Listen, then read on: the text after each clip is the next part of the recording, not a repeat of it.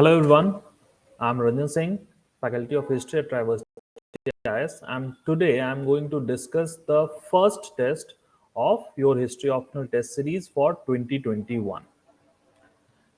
I have already given the introductory lecture on how to write a good answer, the basics of answer writing. I have discussed in that lecture how to write a good introduction, what is should be the structure in body part, how you should conclude in a better manner. All these things I have already discussed in the introductory lecture of this test series. If you guys haven't watched it yet, please watch it so that it will give you a brief idea of your answer writing, how you can improve upon your answer writing techniques. Fine. So today, let's start with this first test. And before going to discuss or before starting the discussion on each and every question of the test, I'll start with one prominent topic. One prominent topic. Although we have a question, two questions related to that topic in this paper itself, but it's a very important topic for your exam, and none of the source means this topic is not available in any single source collectively, means if you refer to, you need to refer to multiple sources to understand this topic in totality. Therefore I choose this topic so that for all the students who are writing 2021 mains, if you get a question from this topic, you will be able to do that with ease. And the topic is your historical traditions in India. Historical traditions in India. We have already got UPSC have already asked a question from this topic once before 20. It was actually 1997 when the sense of historiography was asked, and in 2018 a question was asked on Itihas Purana tradition. So Itihas Purana tradition is one of the form of your historical tradition present in your early India. Historical traditions in early India, you can write. So uh, when we'll complete this whole topic, you will be able to deal with, or you will be able to answer that question as well as other questions from this topic. So let's see what is this historical tradition means. First of all, what is this historical tradition means? Historical tradition means the way of conserving the history, means how we are going to conserve our past is historical tradition. Is historical tradition the way of conserving your past? The first question related to this topic is, was there any historical tradition in ancient India or not? Was there any historical tradition in ancient India or not? Why I'm asking this question? Because this was the criticism of the Indologist for the early Indians. The Indologist like V.A. Smith, have Indologists like V.A. Smith have criticized India and said that Indians lacked the sense of historiography. Means sense of history writing. Historiography. This was the criticism by the Indologist for the early Indians.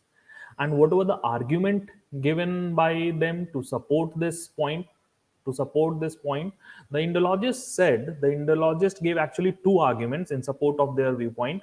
First, they said that in Indian society, you see the changelessness in Indian society, and if nothing is changing, then there is nothing to record. If nothing is changing, there is nothing to record. Therefore, no historical tradition. Changeless, changelessness in Indian society. The first reason. And the second argument given by them was that Indians followed the cyclic nature of time. The Indians followed cyclic nature of time. So we will see how far these arguments can be or is true, or how they can be negated. All these things we are going to discuss just right now, but this was the argument given by them. So if you get a question on this sense of historiography, you should pinpoint these two arguments given by the Indologist in support of their viewpoint, although both of these can be negated easily. Both of these can be negated easily. Let's see how we can negate these things. The first view, the first argument, that is changelessness in Indian societies, can be easily negated. You can give the example of the changes occurring in political domain, the religious domain, the social domain, as well as the economic domain, from starting from your Vedic period till your early India, means your early medieval period, since this time period of early India comprises of this. So you can easily give examples. Say, for example, in political sense, if you started with the clan-based society in your Rigvedic time, led to emergence or modified into your kingdoms during the Mahajanpadas phase, and later on led to emergence of your empire in the form of your Mauryas, then disintegration of empire, and again a formation of important dynasty or a bigger dynasty like Guptas, and again disintegration into small kingdoms. So there is visible political change with respect to time in Indian society. Similarly, if you see religion early, in early period you have Vedism, then against this Vedic sacrifices and rituals, you saw the emergence of Shamanic tradition around 6th century BCE. And even in this Shamanic tradition also, with time you see the sectarianism, means the Buddhism, which started as a philosophical school in 6th century BC, emerged as the most important religion during your Mauryan age, and during post-Mauryan it divided into sect like Hinayan and Mahayana. Later we also see the emergence of Vajrayan in early medieval period. So this religious domain, we also see several changes. This dynamism is there, the changelessness, the this argument of changelessness is flawed. You can easily negate that thing. And even you can say that this changelessness, this argument was given by the Indologist to support their imperialist aim, to show that to enter into the modern age, or to for the development, they need to change this static nature, and for this the imperialistic or the rule of the Britishers will help them. So it was a you can say a viewpoint, an argument to support their imperialistic goal, and it is it doesn't hold goods if on the different parameters which we have discussed just right now, that political changes, religious changes, social changes, everything. Now coming to the second argument, that is cyclic nature of time. Yes, we agree that Puranas mention your yugas which are four in number, and it has a cyclic nature of time. But even this argument can be negated, because if you analyze the period between the yugas, you will see that there was linear way of time, or linear timeline was available. Say the emergence of different eras like Saka era, Vikram era, what does it tell us? It tells that there is a linear timeline, linear emergence of linear timeline. Also, if you see the inscription, you will find that the records are maintained in the regnal years of kings. So first regnal years of king, say you have your this you can mention your Kharvela inscription, means Hathigumpa inscription of Kharvela, where it is mentioned that in first year he did this, his second year he did this, second year of his rule, third year of his rule, fourth of it. So that regnal year of kingship, and the recording of that information in that fashion shows that there was a linear timeline was followed. So this cyclic nature of timeline, although it is partially true, but it doesn't holds true if you analyze in the sense of with in the background of the sense of historiography thing. So both these arguments can be easily negated. So what is the result after negation? What is the result? The result would be that historical tradition is there, is present in your ancient India or early India society.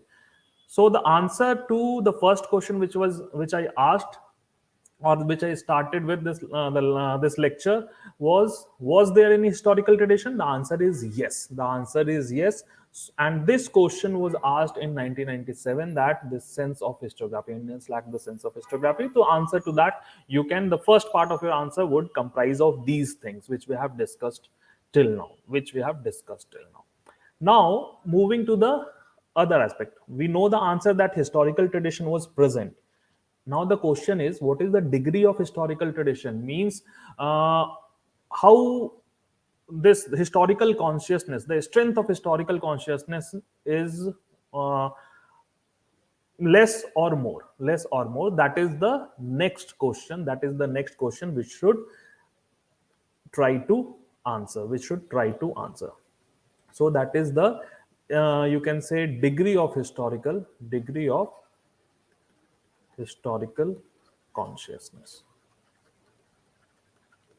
The first answer, yes, historical tradition or historical consciousness is there, but the degree varied with time. And a noted historian, Romila Thapar, she argued that during the early phases, the historical consciousness may be weak. Means historical consciousness may be weak, but it strengthened with time. Initially it was weaker, but with time it gained strength. And therefore you should study this whole historical tradition in early India under two subheadings. One is your embedded form, and the other one is your externalized form of history. The embedded form and externalized form. There was historical tradition, but the strength varied with time. So, what does this embedded form and what is this externalized form? Embedded forms are those historical tradition from which the historical information need to be priced out. Means it is not available on the face value. You cannot see the historical information on the face value, but if you read between the lines, you will find those historical information. So those kind of historical traditions fall under the category of embedded form. And the example of these embedded forms are your bardic tradition. Second is your itihas purana tradition, and the third one is your Shramanic tradition. So all these three forms fall under this category of your this embedded form of history. And what does this externalized form of history means? It means that the historical information are available, or this historical consciousness is greater, and the historical information is available on the face value. Means it is if you read the text, if you read that source, you will find the presence of historical information on the face value itself. So you need not dig deeper, you need not read between the lines to price out that information. So which are, can you give the example of this externalized form of historiography? So yes, the you can mention your royal biographies, like example is Harsh Charita. Similarly, your inscriptions like your Prayag Prasastis. And third one is chronicles chronicles of regions like the region of Kashmir. So all these three, the exam which I the example which I gave to you, your Harshcharita, your Prayag Prasasti, your Chronicle of Kashmir, all these things show that this or present the historical information in a chronological manner, and it shows the presence of a historical tradition on its face value. So you understand this difference between embedded form and externalized form. So let's discuss each of them one by one, because the question asked in 2018 was on this Itihas Purana tradition, and we will see what was the question. And let's first discuss this topic first. So starting with your embedded form of history. Embedded form of history, the first one is bardic tradition. Bardic tradition. So what is this tradition? It is a oral tradition found in or practiced during, mainly during your early Vedic period, although it continued during later periods also, in your medieval period also, especially in the regions of your Rajputana. You find this bardic tradition. Bardic tradition. It was an oral tradition where the bard or the sooth, he praised the ruler or the chief for his achievements. And say during your early Vedic period, the Dan Stutis are nothing but the oral tradition where the Brahmins praised the Rajan for win in cattle raids, and distribution of wealth in the tribe, as well as to the bard. So that praise, or that song in is a kind of historical tradition from which we need to prize out the historical facts, because definitely if you are praising your ruler, you will definitely exaggerate that thing. So we need to see by up to what extent the information given in this oral tradition is true or not. So therefore we need to prize out the historical information from this bardic tradition. The two characteristic: oral tradition, it was a oral tradition, and it is the tradition where sooth or your bard sang a song in the praise of the ruler. And you can give the example of Danastutis, where this Rajan was praised for his win in the battle, this cattle raid. In this early Vedic period, the battle was for cattle raids, no? Was in the form of cattle raids only. And distribution of wealth to the tribes, which the wealth which the Rajan have gathered in this cattle raid. So that is the basic information for Bardic tradition, and it is more than enough for your CSE exam. Next in this tradition is your Itihas Purana tradition.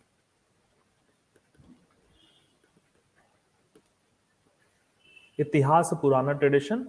And so let's see the background first of this. First, understand the meaning. Itihas, what does this Itihas stand for? It stands for the epics actually. Epics actually, if you know, the Mahabharata is also called Itihas. Mahabharata, Mahabharata is also called Itihas, whereas Ramayana is called Mahakavya. Ramayana is a Mahakavya. So this Itihas represents epics, and Puranas definitely it means old, and it is a genre of your literary sources, that Purana. So this tradition comprises of your epics and Purana. Now you understand what it comprises of. Come to the background. Let's discuss the background of the emergence of this Itihasa Purana tradition. We already discussed the oral tradition, which was visible in your early Vedic period in the form of your Danastutis. Danastutis, the society was a kind of not a very complex one. It was a clan based society where the war was in the form of cattle raids, and distribution of wealth was through or was done among all of the whole tribe. With time what happened, the society, the socio-political milieu became more complex, and this thing is reflected in your historical tradition also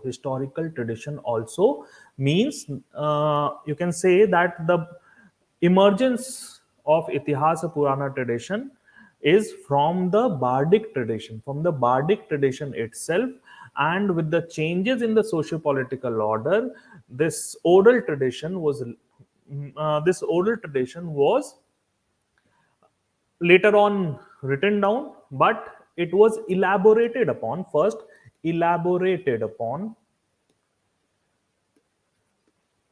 and the battles, the earlier wars, which were in the form of cattle raid, now became a more complex battle for the territory, more complex battle for the territory, which you can see in your Mahabharata. So it's nothing but with the change in your socio-political order, this historical tradition is also changing, and it is reflecting that change.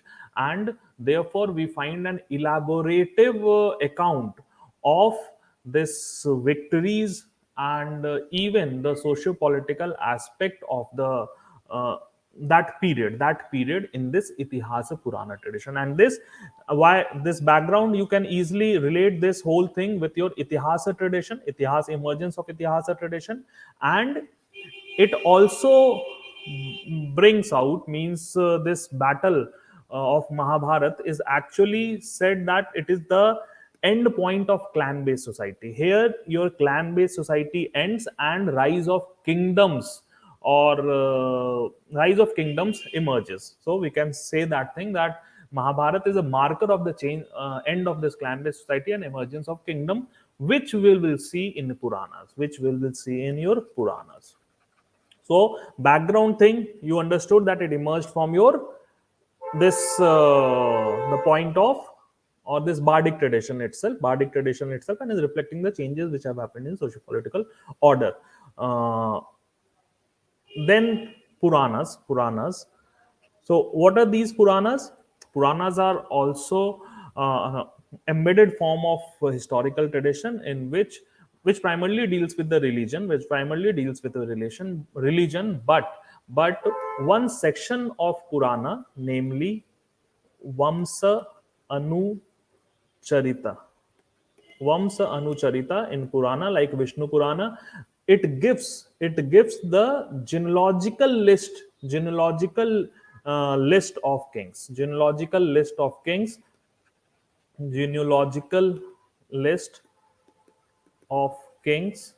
starting from your mythical Manus.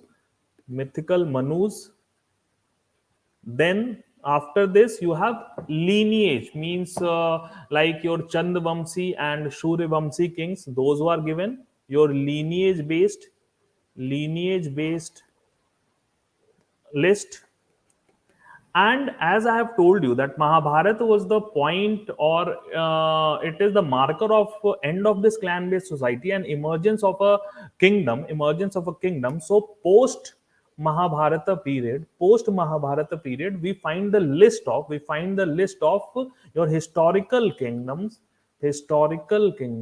or historical kings up to Gupta period. So these are the, means your Itihasa Purana tradition have these aspects. First, elaborated information on the achievements of the king, as well as the socio-political information that again needs to be priced out from these epics like Mahabharata and Ramayana. Then in Puranas, we find genealogical list of kings, starting from mythical Manus, moving to your lineage-based kingship, and in your post Mahabharata period, we find the information of a historical kings up to Gupta period. So this is your, means this again Vamsa Anucharitra. It shows the presence of historical tradition, or you can say it shows the emerging of a relatively greater sense of historiography as compared to your bardic. So it is also showing the evolution of this historical tradition in your Indian historiography. So this Vamsa Anucharita done, Itihas Purana done. So this question in 2018 was, you need to discuss, or you were asked to discuss the background of the emergence of this Itihasa Purana tradition. So this is the thing, that how it emerged from the bardic tradition of the past. This you need to discuss. And the second part of the question was the features of this tradition. What are the features of this Itihasa Purana tradition? That is the thing you need to discuss. So let's see the features of your Itihasa Purana tradition first. So features of Itihasa Purana tradition. What are the features of Itihas Purana tradition? The first point is, yes, it's an embedded form of historiography which played an important role in the evolution of your historical or historiography in your early India. That is the first point, embedded form. Embedded form. The second point, the list of historical kings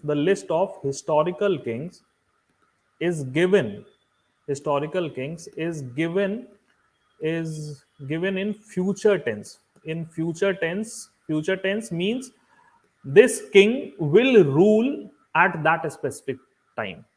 That specific time. And scholars like Romila Thapar have argued that this future writing in future tense might be a way of legitimizing the political position of that ruler during the specific period. Say if in Gupta period, I say that a ruler with the name of ABC will rule in this era, and I show it in the past literature. Of course, the compilation of Puranas were done later on. The oral tradition of Puranas might have been an earlier thing, but its compilation in written form was done in the later periods, most probably during your Gupta period itself. So if I'm writing something and I'm saying that the ruler who is ruling now was destined to be a ruler and it has been written in some specific text, that's then it will definitely legitimize his position, a political position. So that thing you can link it with your historical this the names of the kings are given in the future tense. So it is a way of legitimizing the political position of that ruler, and this argument was put forward by a prominent scholar like Romila Thapar. Then historical kings, fine. Next point, in your features you can discuss that thing. Then next point, the varna of the ruler of the political chief is mentioned in your Puranas. Although, even if it is of a smaller varna, means lower varna, not smaller, lower varna, then also it is mentioned in the Puranas. So it becomes an important feature of this Puranic Itihas, Puranic tradition. The varna of a ruler is mentioned, that you need to mention. Next point you can write down. Then the dynastic information is given in regnal year. The dynastic information is given in regnal year, and which clearly shows the presence of historical tradition, which clearly shows the presence of historical consciousness and historical tradition in your this early Indians. So these are the features of Itihasa Purana traditions which you should remember, and this was asked in your 2018 examination. So we are done with Bardic tradition. We have completed this Itihasa Purana tradition. Now move to the next tradition. The next tradition, that is your Shramanic tradition. Third one is your Shramanic tradition. As the name suggests, it is the tradition which is visible or which is seen in your Buddhist and Jain text.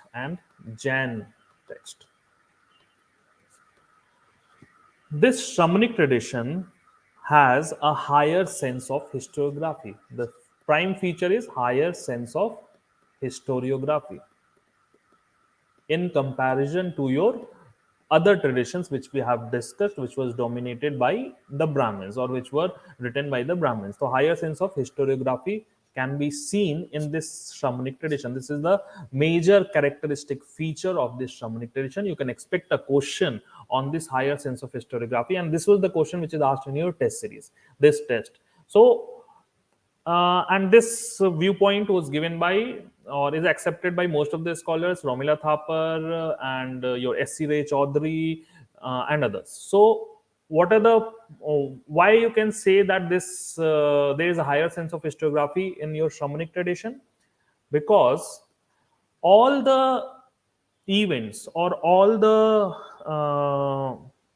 events which have been mentioned in your this Shramanic traditions are related to historical person. They are not talking about some mythical person, no? They are talking about historical person, the Gautam Buddha and Mahavir.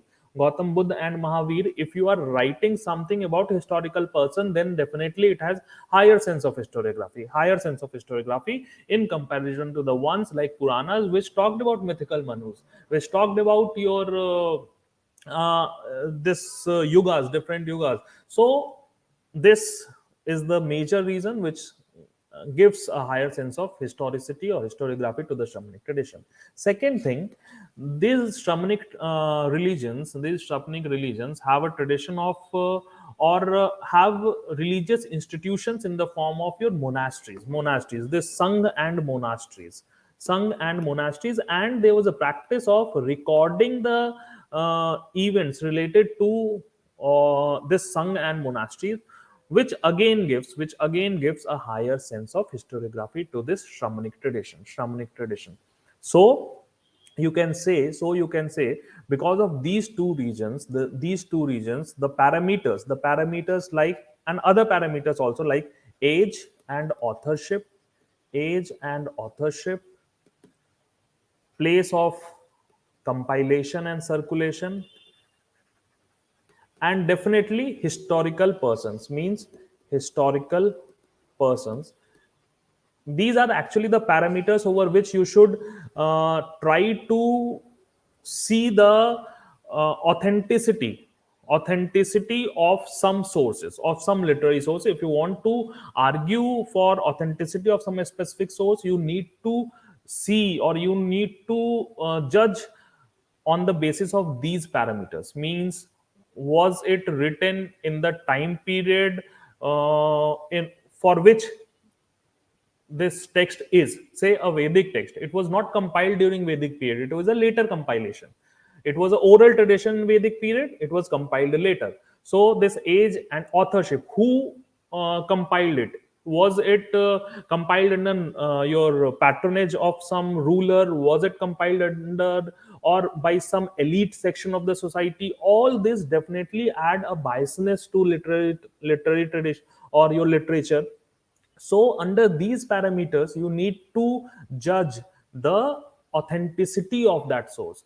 So in comparison to the Vedas, where you have this problem of age and authorship, the Shramanic tradition, you can say that the age and authorship is definite that he has, or this particular author has compiled it, and it was compiled during that specific time period.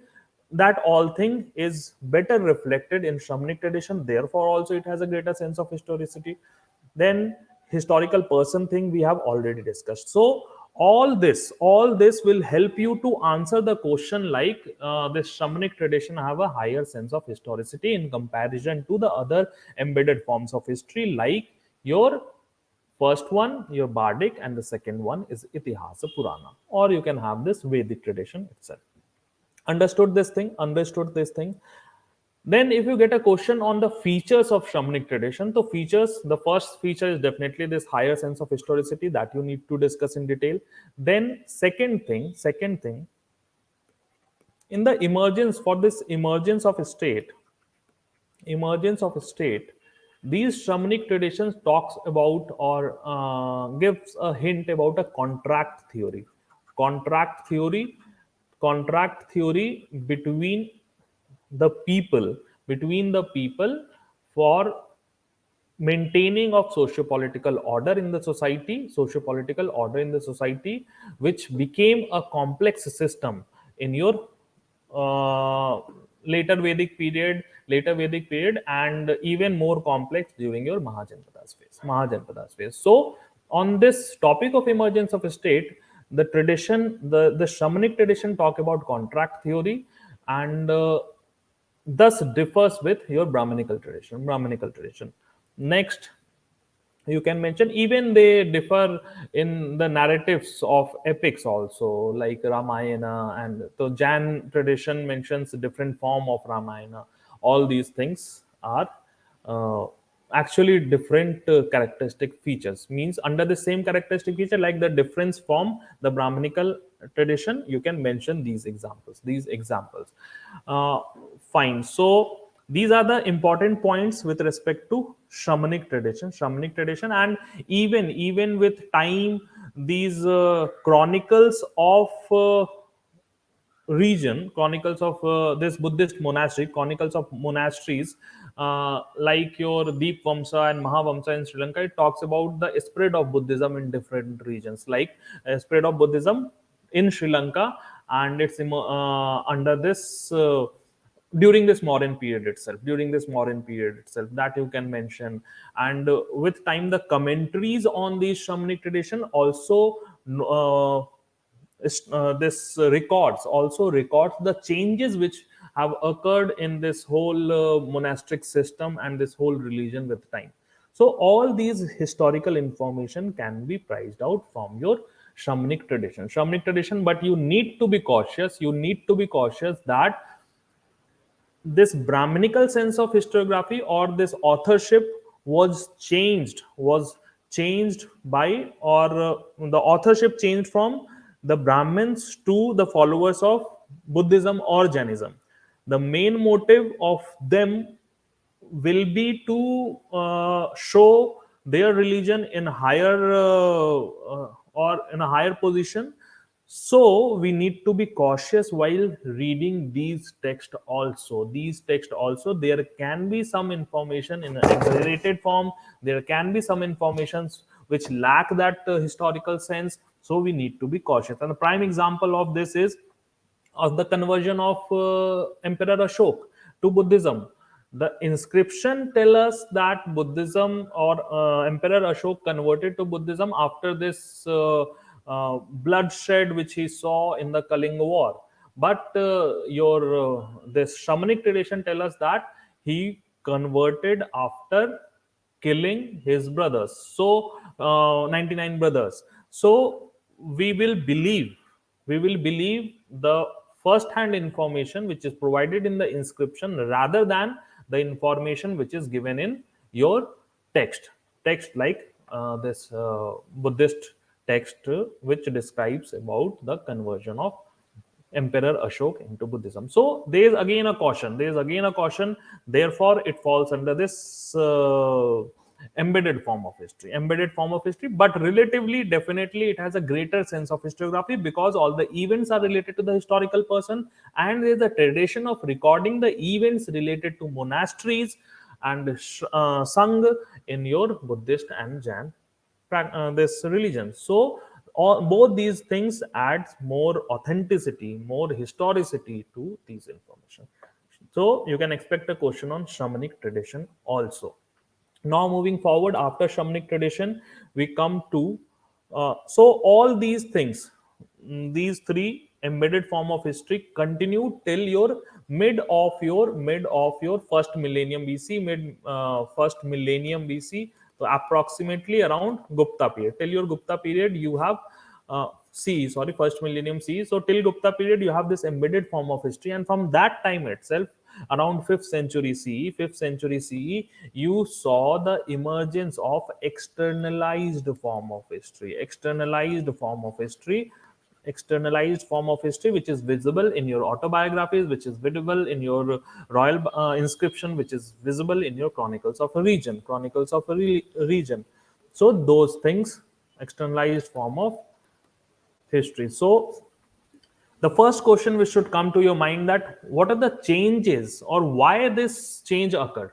So the answer to why will be, you can expect this question also, or what are the factors which led to the emergence of this externalized form of history. So answer to that would be, first, the influence of Shamanic tradition